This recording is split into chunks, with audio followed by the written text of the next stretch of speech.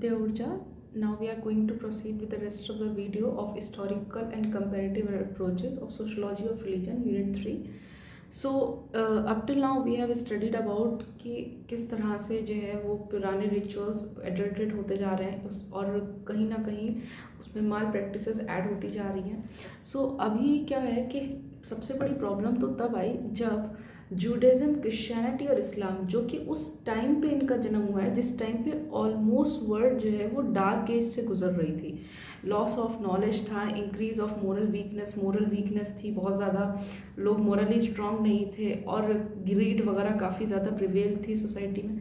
तो उस टाइम पे इस्लाम और क्रिश्चियनिटी और जुडाइज्म ने जन्म लिया. तो ये बहुत ही एक तरीके से लाइट थ्रोइंग था, लेकिन कहीं ना कहीं इन तीनों ही रिलीजन्स में examine the tradition of the festival of Passover which is celebrated by killing the lamb which is then eaten in commemoration of the liberation of Israelites from Egyptian bondage.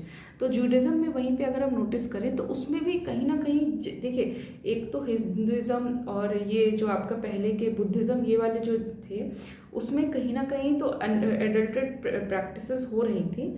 साथ ही में जो ये इनका जन्म हुआ, इन नए मतलब धर्मों का जो जन्म हुआ उस टाइम पे डार्क एज के बाद, तो उस टाइम पे ऑलरेडी लोग बहुत पजल्ड थे और ऑलरेडी बहुत सारे रिलीजन प्रैक्टिसेस जो है, रिलीजियस प्रैक्टिसेस एडल्ट्रेट हो रही थी. तो उसी टाइम पर इनका जब जन्म हुआ तो इनके अंदर भी कहीं ना कोई एक आध रिलीजियस प्रैक्टिस उस फॉर्म में आई जो कि एक्चुअली इंटरप्रिटेशन नहीं था. मतलब कि उसमें जो है कुछ ऐसी चीज़ें ऐड हो गई जो कि गलत है, मतलब according to sociological point of view जो गलत हैं. जैसे कि जुडाइज्म में जो है वो लैम्प जो है उसको मारते हैं और उसके बाद उसको सेलिब्रेट करते हैं कि इजराइल्स ने जो है इजिप्शियन को छोड़ दिया था, मतलब इसराइल लिबरेट हो गए थे इजिप्शियन के बॉन्डेज से. तो उसके लिए जो है ये सेलिब्रेट करने के लिए लैम्प का फेस्टिवल होता है, फेस्टिवल ऑफ पास ओवर. उसमें लैम्प्स को मारा जाता है. इसी तरह it is regarded as a festival of freedom. Moses himself and initiate and therefore to reform begin his work in Egypt in an atmosphere already charge with corruption and superstition. जो Moses, इनके जो मतलब Judaism के वो जो गुरु थे mosses, इन्होंने जो है ऑलरेडी अपना काम उसी टाइम पे ही शुरू किया था जब ऑलरेडी इजिप्ट में इतना सारा करप्शन और सुपरस्टिशन फैला हुआ था.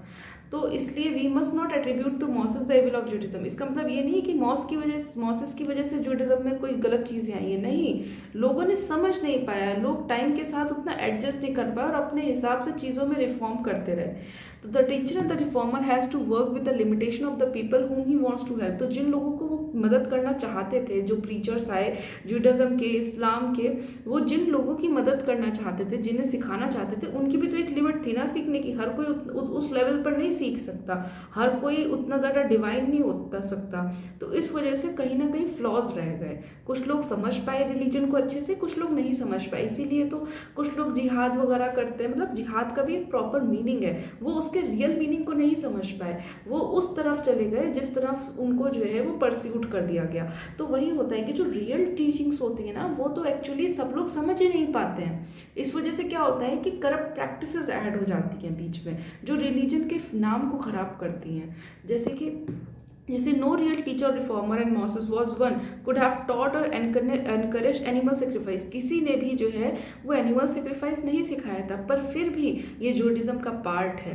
इंस्पाइट कि मॉसेस ने इसको कभी भी सपोर्ट नहीं किया था. अगर हम दूसरी तरफ दूसरा फेस्टिवल देखें जैसे बकरीद का, तो बकरीद का फेस्टिवल एक्चुअली एनिमल प्रैक्टिस कहीं ना कहीं जूइश से इस्लाम इन्फ्लुएंस हुआ. कैसे? क्योंकि देखिए, जब ये बकरीद का फेस्टिवल क्यों मनाया जाता है, because this was originally instituted in commemoration of Abraham propose sacrifice of his son Ishmael. तो उन्होंने इस्माइल को अल्लाह ने मतलब कहा था कि इस्माइल को सेक्रीफाइस कर सकते हो कि अपनी भक्ति दिखाओ, मतलब अपना डिवोशन सेक्रीफाइस दिखाओ. तो अब्राहम ने अपने बेटे को रखा, उसकी जगह उन्होंने हटा के बकरे को रखा.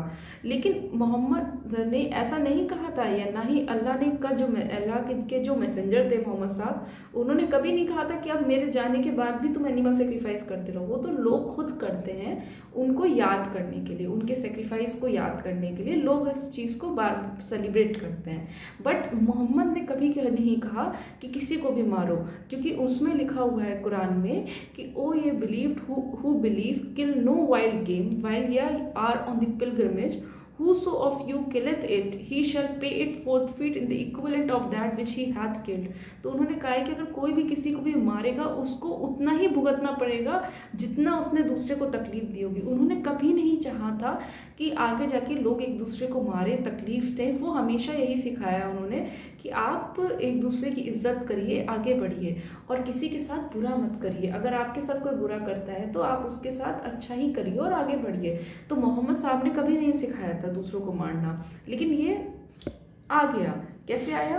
वो ऐसे आया क्योंकि वो धीरे धीरे पावर इन्फ्लुएंस अपनी तरीके से, लोग पॉलिटिक्स अपनी तरीके से उसको करप्ट करती है और वहाँ पे चीज़ें बदलती चली जाती हैं। तो ना ही मोहम्मद साहब ने कभी सिखाया, ना ही जो है दूसरे इसमें दूसरे पैराग्राफ में दिया हुआ है, ना ही जो है जो हिंदू टेम्पल्स और श्राइन्स में काली माता के मंदिरों में बकरों की सेक्रीफाइस की जाती है, ना ही वो कभी प्रैक्टिस में था। वो सारी चीज़ें कहीं ना कहीं एडल्ट्रेट फॉर्म में हो रही है, एडल्ट्रेशन हो रहा है, चीज़ें मिक्सअप हो रही हैं। लोग उसको करते हैं क्योंकि उनको लगता है कि ऐसा एनिमल सेक्रीफाइस करने से उनको डायरेक्टली कुछ मिलेगा, या वो डायरेक्टली भगवान को खुश कर रहे हैं या किसी को खुश कर रहे हैं। वो किसी को खुश नहीं कर रहे हैं, वो अपने सेक्रीफाइस अपने पर्सनल मोटिव से कर रहे हैं। तो हमारे जो रिलीजन्स हैं उन्होंने कभी नहीं सिखाया कि आप इस डायरेक्शन में जाइए। ये यहाँ पे बोलना चाह रहे हैं, if Jew and Muslim observe remnants of animal sacrifice practice, it is not because of Moses and Muhammad. Moses and Muhammad की वजह से वो लोग ये प्रैक्टिसेस नहीं कर रहे हैं। दिस इज फॉर एग्जाम्पल, अगर हम कुछ हिंदू टेम्पल्स और श्राइन्स को देखें, are polluted and desecrated by animal sacrifice, वहाँ पे भी बहुत सारे animal sacrifice. It is not because Krishna और Buddha taught such cruel and highly objectionable rites. कभी भी कृष्ण ने नहीं कहा कि एनिमल सेक्रीफाइस करो, कभी बुद्धा ने नहीं कहा, उन्होंने कभी नहीं कहा कि ब्लड शेड करो। उन्होंने ये बोला कि जहाँ पे भी मारो वहाँ पे जहाँ पे किसी के ज़रूरी उसके लिए धर्म, जहाँ पे अधर्म हो रहा हो, जहाँ गलत हो रहा हो, वहाँ पे रोकने के लिए आगे बढ़ो। उन्होंने कभी ये नहीं कहा कि ब्लड शेड करो, खून की नदियाँ बहा दो। इवन महाभारत का भी कंसेप्ट अगर कोई डिटेल में समझेगा तो उसे समझ में आएगा कि वहाँ एनिमल सेक्रीफाइस को उन्होंने कभी इंट्रोड्यूस नहीं किया था। उन्होंने कहा था कि पत्तियों को, फूल को, पेड़ पौधों की मतलब जो फूल हैं उनको अर्जित करो, पानी दो, गरीब को खाना खिलाओ, अब सेक्रीफाइस करो अपने अंदर के पोजीशन को कि ये चीज़ मेरी है, वो चीज़ मेरी है, इसको सेक्रीफाइस करो, अपनी वेल्थ को सेक्रीफाइस करो, नॉलेज को इंक्रीज करो, नॉलेज को बढ़ाओ, अपने मन से जो बाहर अंदर की जो ग्रीड है इसे सेक्रीफाइस करो। This is the real meaning of sacrifice.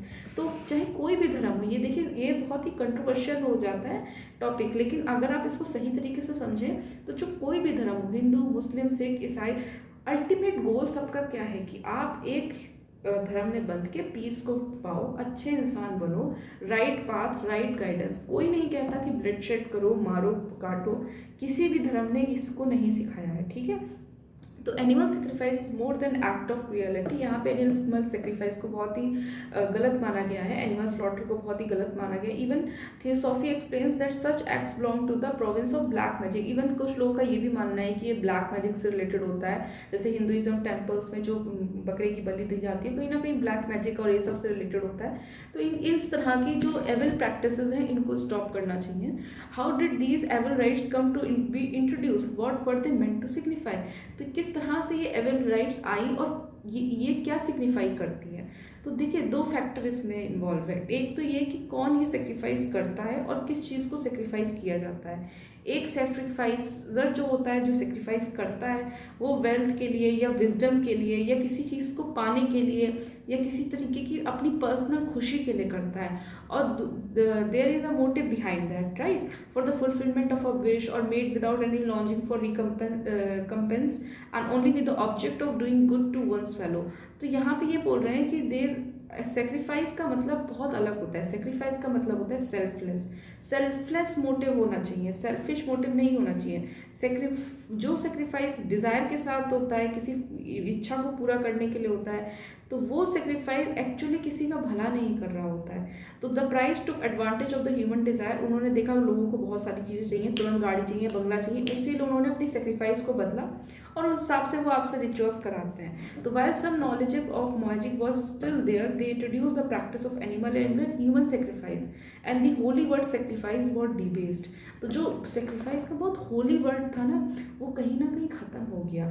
जैसे कि अगर हम सेक्रीफाइस की बात करें तो जो रियल सेक्रीफाइस था वो अब्राहम जी ने किया था इस्माइल के लिए। वो रियल सेक्रीफाइस कर रहे थे, अपने बेटे को सेक्रीफाइस कर रहे थे अपनी भक्ति के लिए।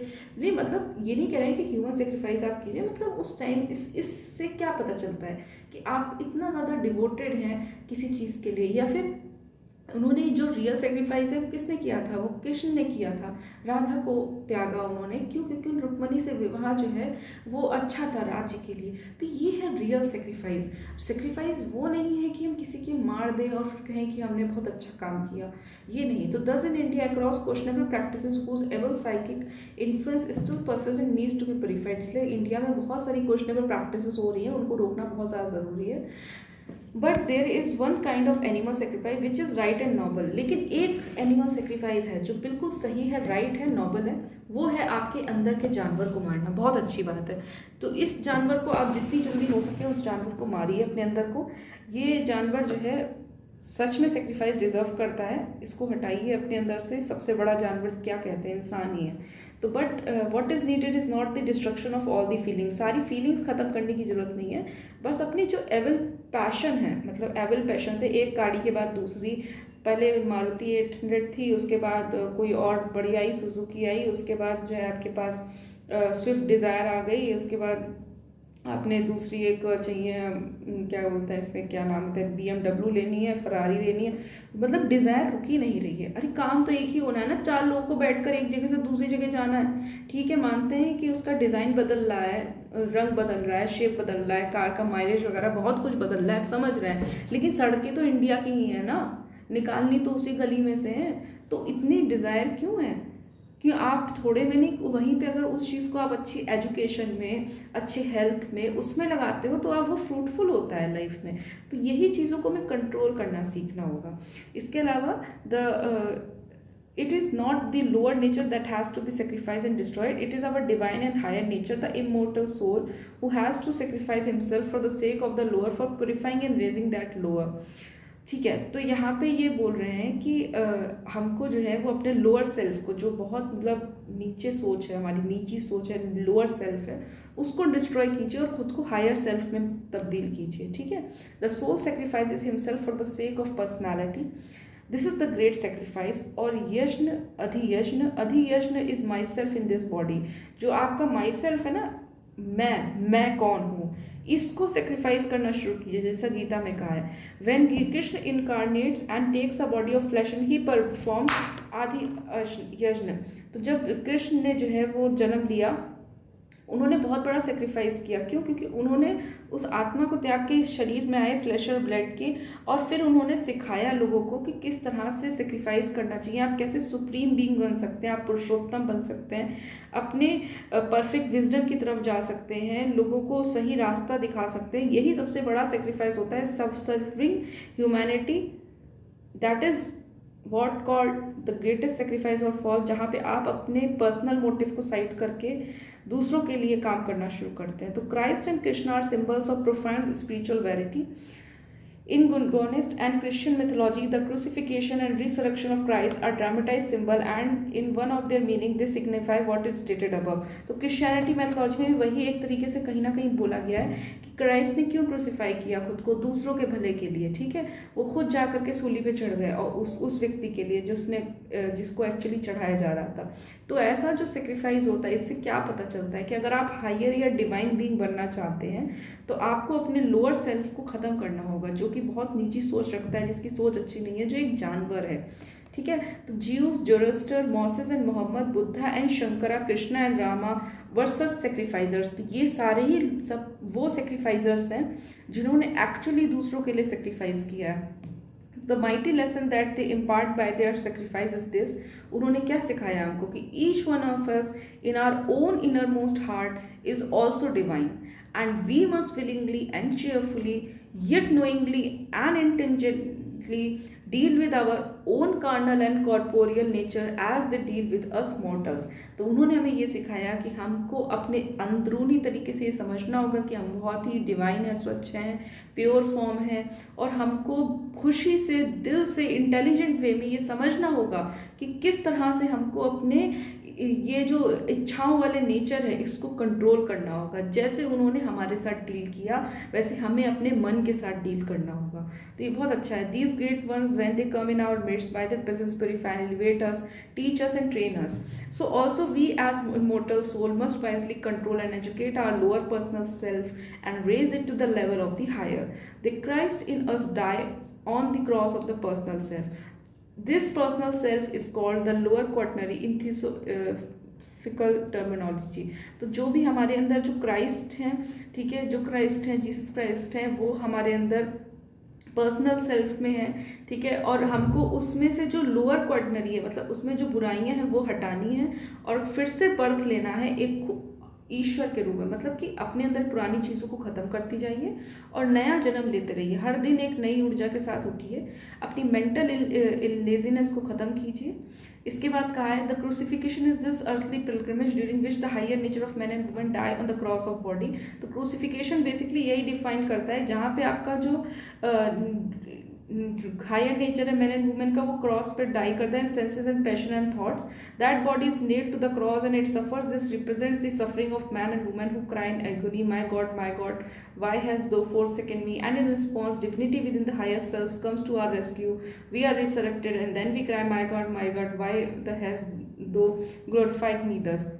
तो बेसिकली ये यहाँ बोल रहे हैं कि जब आप सच में बहुत हायर बीइंग बन जाते हैं, आप दूसरों के लिए सेक्रीफाइस करते हैं, तो आपको सेक्रीफाइस क्या डिनोट कर रहा है कि आपको बदसूली मतलब बलि पे चढ़ा दिया जाता है, आप सेक्रीफाइस कर जाते हो। जब आप सेक्रीफाइस कर जाते हो तो आपका हायर सेल्फ और ऊपर उठता है, वो आपको बचाने के लिए आता है और आप फिर से जन्म लेते हो। आप जब फिर से जन्म लेते हो तो आप ग्लोरीफाइड बीइंग बन जाते हो। सो this is all the thing. So mental illness, अपने मेंटल लेजीनेस, मेंटल लेथार्जी को दूर कीजिए और आगे बढ़िए, समझिए रियल चीज़ें क्या हैं। इसके अलावा इसे बोला है कि जो हमारा मेंटल लेजनेस है वो बहुत बड़ा ऑब्स्टिकल है। We are not wicked but we are indolent and will not exert our minds. Economic condition force us to exert our bodies for we must earn our livelihood but the spiritual urge within most is not strong enough them to exert themselves spiritually. तो ये कहना चाह रहे हैं कि economic conditions के रहते हुए आज के समय के जो हम लोग हैं वो कहीं ना कहीं हम लोग सिर्फ पैसे के पीछे भाग रहे हैं, लेकिन हम अपने अंदर के इंसान को की तो ग्रोथ करा ही नहीं रहे हैं, वो बैठा हुआ है कहीं पे, ठीक है। तो बहुत ज़रूरी है कि आप स्पिरिचुअल तरीके से आगे बढ़िए। यहाँ पे इन्होंने एक टर्म यूज़ किया है स्पिरिचुअल अनएम्प्लॉयमेंट, कि मतलब हम तो एम्प्लॉयड हो जाते हैं लेकिन हमारा अंदर बैठा का जो इंसान है वो लेजी है, वो अनएम्प्लॉयड है। तो इसको इन्होंने स्पिरिचुअल अनएम्प्लॉयमेंट बोला है। जो अंदरूनी आपकी स्पिरिचुअल है, जो आपकी स्पिरिट है, वो अनएम्प्लॉयड है, वो कोई काम नहीं कर रही है सिवाय सोच के। आपका सारा काम तो आपका बॉडी कर रहा है, खाना पीना सोना, सुबह फ्रेश होना, सारे काम तो वही कर रहा है, ठीक है, चाहे आपका रिप्रोडक्शन हो। तो आप क्या कर रहे हैं, आपका सेल्फ क्या कर रहा है? आपका सेल्फ अगर चैरिटी में भी लगा है ना तो भी आप कुछ स्पिरिचुअल वर्क कर रहे हैं। तो अपने स्पिरिचुअल मतलब अपने स्पिरिट को अनएम्प्लॉयड मत रखिए। So we remain careless and negligent, हम नेग्लिजेंट रहते हैं because man and women will not learn in natural joiners of the soul. Nature compels them to learn in suffering and sorrow. बहुत ही अच्छी बात है, ध्यान रखिएगा, कोई भी इंसान, कोई भी जानवर कभी भी आपके नेचुरल जॉइनेस से सीख ही नहीं सकता। आपके कंफर्ट जोन में आप कभी कुछ सीख ही नहीं सकते। आपको बहुत ज़्यादा ज़रूरी है सफरिंग और सॉरो होने की लाइफ में। हर किसी के, इवन मेरी लाइफ में भी, हर किसी के लाइफ में कुछ ऐसी सफरिंग्स, कुछ ऐसे सॉरो आते हैं जो आपको बहुत कुछ सिखा जाते हैं और वही होते हैं जो एक्चुअली आपको सिखाते हैं। अगर आप खुश हैं, आप सुबह शाम पिज़्ज़ा खा रहे हैं, आप घूमने फिरने जा रहे हैं, आपको कोई फ़र्क नहीं पड़ रहा है, आपकी लाइफ में कोई तकलीफ आ नहीं रही है और आप उसी में डूबे हुए हैं, आप तभी तक डूबे रहेंगे जब तक आप कंफर्ट जोन से बाहर नहीं निकलेंगे। एक बार जब आप कंफर्ट जोन से बाहर निकलेंगे, आप 12-12, 13-13 घंटे बैठ के पढ़ेंगे, आपके पीठ में दर्द होगा, आपके गला सूखेगा, वो जो सेक्रीफाइसेस होंगे ना वो ही आपको रिजल्ट दिलाएंगे। तो ये बहुत ही अच्छी चीज़ है। Theosophy is the soul awakener. It teaches us first and foremost to recognize our own divinity, then to utilize that Krishna nature of ours to raise the animal in us। तो इन्होंने बोला है कि पहले अपने सोल को जो है वो अवेकन करो, फोरमोस्ट सबसे पहले जानो कि तुम क्या हो, फिर क्राइस्ट और कृष्णा की जो टीचिंग्स हैं उनको इस्तेमाल करो और अपने अंदर के जानवर को ऊंचा बनाओ। रेस करने का मतलब है ऊंचा बनाओ, हायर बीइंग बनाओ, ठीक है। By knowledge we are taught why and how we are divine and all this thing. Let us examine and analyse our own belief and habits, see if they stand the test of reason. हमें खुद देखना चाहिए कि हमारी जो habits हैं वो सही है नहीं। टेस्ट ऑफ रीजन मतलब उसको टेस्ट कीजिए रीजन से कि ये सही है या नहीं है, ये गलत है या नहीं है। जैसे महात्मा गांधी ने क्या कहा था, आपने पढ़ा होगा अपने टेक्स्ट बुक में, कि जब कभी लगे कि मैं सही काम कर रहा हूँ या गलत, तो हमेशा एक बात सोचना कि जो मैं काम करने जा रहा हूँ क्या इससे किसी का भला होगा, क्या ये किसी के भले के लिए है, क्या इससे एक व्यक्ति का भी भला होगा। अगर उससे किसी एक व्यक्ति का भी भला हो तो वो काम ज़रूर करना। तो ये बहुत ही अच्छी चीज़ होती है टेस्ट ऑफ रीज़न। आप अपनी हैबिट्स को टेस्ट कीजिए, अपने रियल सेल्फ को बढ़ाइए। Path of purity, path of sacrifice enable us to long last, to raise the personality through resurrection to the company of great sacrifice who are called elder brothers and master in theosophical literature. तो वो कह रहे हैं आप अगर ऐसा great sacrifice कहेंगे तो थियोसॉफिकल लिटरेचर में आपको एल्डर ब्रदर या मास्टर कहा जाता है, ठीक है। अब हम गॉड्स एंड डीटीज के बारे में जानते हैं। तो हमें पता है ये इमॉर्टल बींग्स, हम मानते हैं कि वो इमॉर्टल थे, सुपर नेचुरल थे, उनको हर कोई रिस्पेक्ट करते हैं सारे believer, often religiously referred to as God. Deities are depicted in various variety of form, अलग अलग फॉर्म्स में माने जाते हैं, वैरायटी है। और इनको कभी ह्यूमन फॉर्म में माना जाता है, तो कुछ लोग इसको बहुत ही ब्लासेफेमस, बहुत ही गलत दे समझते हैं, ठीक है। ब्लासेफेमस मतलब ब्लासेफेमी का मतलब तो आपको पता ही होगा कि धर्म की बेइज्जती करना। तो वो मानते हैं अगर उसको किसी कंक्रीट फॉर्म में माना जाए, जैसे कि इस्लाम में वो मानते हैं कि उसको कोई कंक्रीट फॉर्म नहीं देनी है हमको, वो है बस है तो है, किस शेप में किस साइज में इसकी बात हमें नहीं करनी। तो वहीं पे कुछ जगह ऐसे तो ऐसे चेंज होता रहता है डेटीज वगैरह, कहीं पे जो है वो अज्यूम टू हैव पर्सनैलिटीज। कुछ लोग मानते हैं कि कुछ पर्सनैलिटी है, उनके अंदर कॉन्शियसनेस है, इंटेलेक्चुअल्स हैं, डिज़ायर्स हैं, इमोशंस हैं जैसे होते हैं, और उनके द्वारा जैसे लाइटनिंग फ्लड ये सब एक्ट ऑफ गॉड कहते हैं। इसके बाद वो हमारी बर्थ और आफ्टर लाइफ को कंट्रोल करते हैं, और वही हमारे गिवर्स हैं ह्यूमन लॉस के, हमारे अंदर मोरालिटी जो पैदा करते हैं, जो हमारी सोच, हमारे माइंड को जो है वो अच्छी सोच देते हैं, और वही अल्टीमेट जज हैं, वही अल्टीमेट डिज़ाइनर है और क्रिएटर हैं इस अर्थ के। So this is all about God and deities. Myth क्या होता है? मिथ मतलब ये होता है, when you think of myth you may think of stories about heroes who are sons of God with either incredible strength, जैसे demigods. कुछ लोग मानते हैं कि भगवान के बच्चों को डेमी गॉड बोला जाता है, ठीक है। बेसिकली शायद ग्रीक मिथोलॉजी में ज़्यादा चलता है, ज्यूस के बच्चे डेमी गॉड्स और लूसीफर डेमी गॉड इस टाइप से। तो ये भगवान के बच्चे हैं, इनके अंदर बहुत सारी पावर है, और ये जो है वो बहुत सारे एडवेंचर्स करते हैं एविल्स के अगेंस्ट। जैसे बहुत सारी कहानी चलती है ना, इसने उसे मार दिया, उसने उसे मार दिया था। तो ये मिथ का एक्चुअल डेफिनेशन क्या है? Myth serves as explanation accepted the people who share the myth. Basically जो लोग कॉमन मिथ को शेयर करते हैं ना, वो उनका एक्चुअली एक्सप्लेनेशन होता है कि इसने ऐसा क्यों किया, इसने ऐसा इसलिए किया। Very basic concept of the world around us that myth explain are the courses of day and night और सीजन। जैसे कि दिन और रात क्यों होते हैं, तो वो साइंटिफिक वे में नहीं समझाएंगे, वो एक मिथोलॉजिकल वे में समझाएंगे कि वो सूर्य देवता ने आए, वो सो रहे थे, फिर वो जाग गए। So these are myths. ऐसे नहीं होता है, ठीक है। इस तरह से इसको डिफाइन नहीं करना चाहिए। नाउ रिलीजियस एक्सपीरियंसेस की बात करें, religions are of two types, the folk and the universal religion. Folk religion होता है जो कि लोकल होता है, जैसे स्मॉल और ट्राइबल ग्रुप का एक पर्टिकुलर काइंड ऑफ रिलीजन है, जैसे न्यूअर रिलीजन है, जैन रिलीजन है। लेकिन फिर आता है एक लार्ज ग्रुप यूनिवर्सल रिलीजन, जैसे बुद्धिज्म, क्रिश्चियनिज्म, हिंदुइज्म, इस्लाम। ये बहुत ही ब्रॉड और यूनिवर्सल रिलीजन है। These religions can be easily communicated and transmitted as they have defined set of texts. इनके proper institutions हैं, defined set of text हैं, जो universal religion है। folk religion basically इनके भी होते हैं, लेकिन ये local में प्रसिद्ध होते हैं, ये ज़्यादातर फॉलो किए जाते हैं। सो बेसिकली रिलीजन हमारा सोशल मैसेज देता है लोगों को कि किस तरह से वो अपनी आइडेंटिटी को डिस्प्ले करें। सो this is all about this chapter, historical approach. In the next chapter we will discuss few of the important questions related to this topic. Thanks a lot. Have a good day.